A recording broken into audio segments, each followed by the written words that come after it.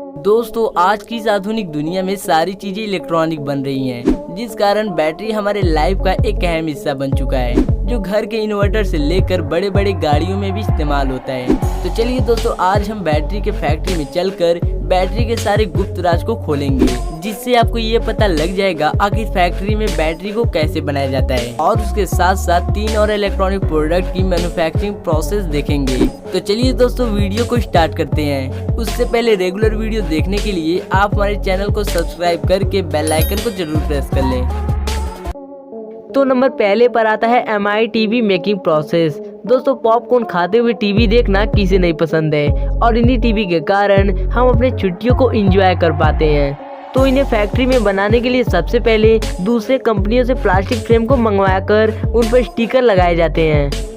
फिर back panel को बनाने के लिए टीन से बने रिफ्लेक्टर शीट को टीवी के आकार में करके फ्रेम में लगाते हैं, जो LED लाइट को डिस्प्ले पर रिफ्लेक्ट करता है। फिर इन पर 3 तरह के फिल्म्स लगाए जाते हैं, जिसका काम कलर को फिल्टर करके लाइट को डिस्प्ले पर इक्वली डिस्ट्रीब्यूट करना होता है, जिससे LED पर क्लियर इमेज दिखता है।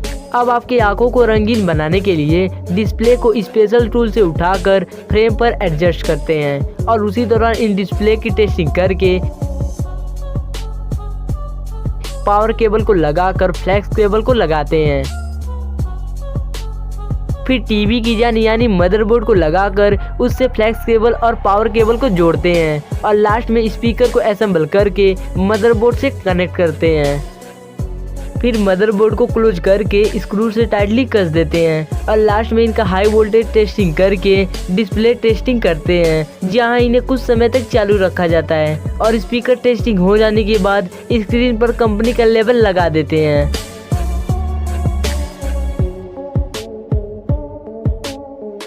फिर इन्हें एक पॉलीथीन में डालकर बड़े से गत्ते में डाल देते हैं, और इस तरह से अपना टीवी बनकर पूरी तरह से तैयार हो जाता है, और मार्केट में इस टीवी की प्राइस 17,000 होता है। अब नंबर दूसरे पर आता है इलेक्ट्रिक टूथब्रश मेकिंग प्रोसेस। दोस्तों, जैसा कि आपको पता है, पूरी दुनिया अब इलेक्ट्रिक चीजों पर अमल कर रही है, इसीलिए हमने भी सोचा क्यों ना आपको इलेक्ट्रिक टूथब्रश की मैन्युफैक्चरिंग दिखाया जाए।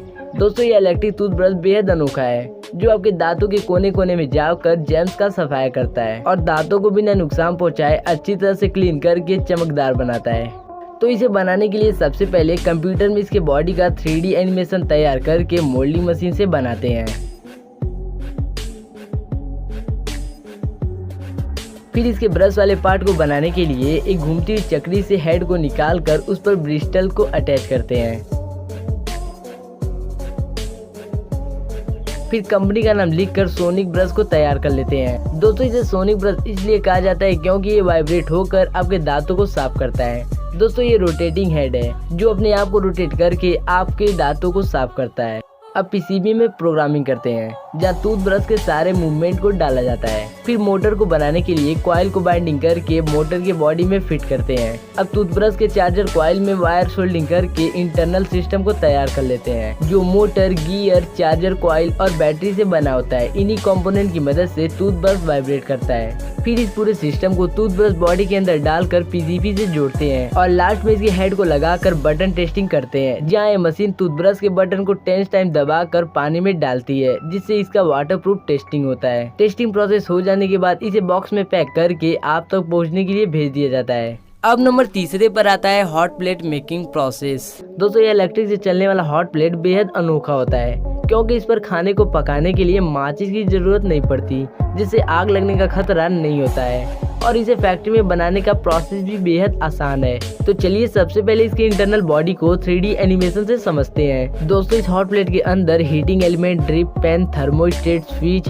और 2 इंडिकेटर लाइट लगा होता है। दोस्तों, हीटिंग एलिमेंट को कॉइल भी कहा जाता है, जो इलेक्ट्रिक से हीट जनरेट करता है, और ड्रिप पैन किसी चीज को कॉइल के रास्ते अंदर जाने से बचाता है। अब इसके बॉडी को बनाने के लिए स्टील प्लेट को दबाव देकर स्टोव का शेप दिया जाता है, जिसे अपर हाउस भी कहते हैं। फिर इन पर पंचिंग मशीन से होल करके कंपनी का नेम प्रिंट करते हैं। अब स्टील प्लेट को सर्कुलर शेप में कटिंग करके ड्रिप पेन को तैयार करते हैं। फिर इन पर ब्लैक कलर पेंटिंग करके कन्वेयर बेल्ट पर रख कर सुखाते हैं। अब असेंबलिंग प्रोसेस में अपर हाउस के अंदर वायर, स्विच और पावर कोड को लगाकर ड्रिप पेन को स्क्रू से टाइटली कसते हैं। हीटिंग एलिमेंट को लगाकर लास्ट में लोअर हाउस को असेंबल करके हॉट प्लेट को पूरी तरह तैयार कर लेते हैं। फिर टेस्टिंग प्रोसेस हो जाने के बाद क्लीन करके इन पर वारंटी कार्ड और डॉक्यूमेंट को रख कर पॉलीथीन में पैक करते हैं और इन्हें बॉक्स में डालकर पूरी तरह से तैयार कर लेते हैं।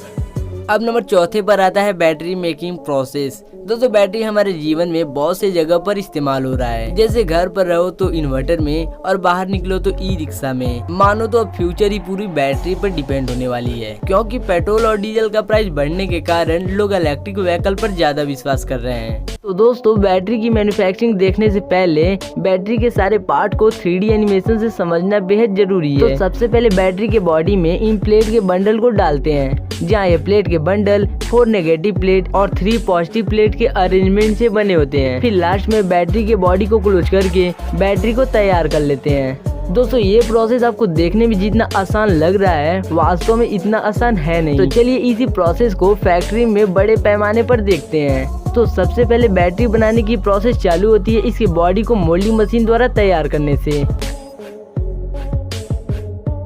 फिर इसके नेगेटिव प्लेट को बनाने के लिए एक आग से भरे कंटेनर में लीड ऑक्साइड और लीड अलाव को डालकर पिघलाते हैं और इसे स्टील मोल्डिंग मशीन से एक जाल का शेप दिया जाता है, जिसे नेगेटिव ग्रिड भी कहा जाता है और इसी प्रोसेस को ग्रिड कास्टिंग भी कहते हैं। फिर इन ग्रिड को प्लेट में बदलने के लिए एक खास तरह के पेस्ट को लगाते हैं, जिसे बनाने के लिए लीड के टुकड़े को ग्राइंडिंग मशीन में डालकर पाउडर बनाते हैं।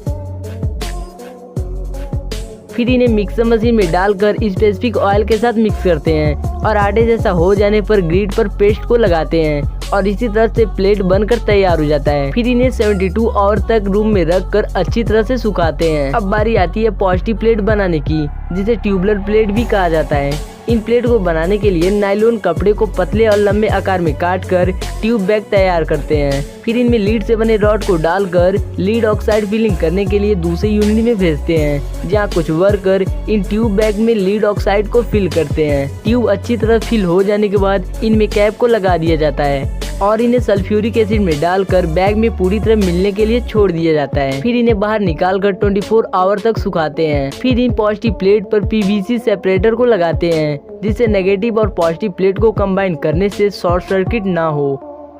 अब एक वर्कर 4 नेगेटिव प्लेट के बीच में 3 पॉजिटिव प्लेट को कंबाइन करके सेल को तैयार करता है। अब इन सेल को बैटरी के अंदर डालने के लिए एक वर्कर सभी सेल को कन्वेयर बेल्ट पर रखता है और आगे लगा रोबोटिक आर्म सेल को बैटरी के अंदर डाल देता है। फिर एक मशीन सभी सेल के टर्मिनल को दबाकर सेल को एडजस्ट करता है। अब इन बैटरी के ऊपर कैप लगाकर परमानेंट सील किया जाता है। फिर इन बैटरी के टर्मिनल को गर्म करके रॉड का शेप दिया जाता है, जिससे बैटरी में प्लग को लगाने में कोई दिक्कत ना हो। अब इनमें हैंडल को लगाकर एल्युमिनियम शीट को टर्मिनल के ऊपर पिघलाते हैं, जिससे टर्मिनल और भी मजबूत बन जाता है।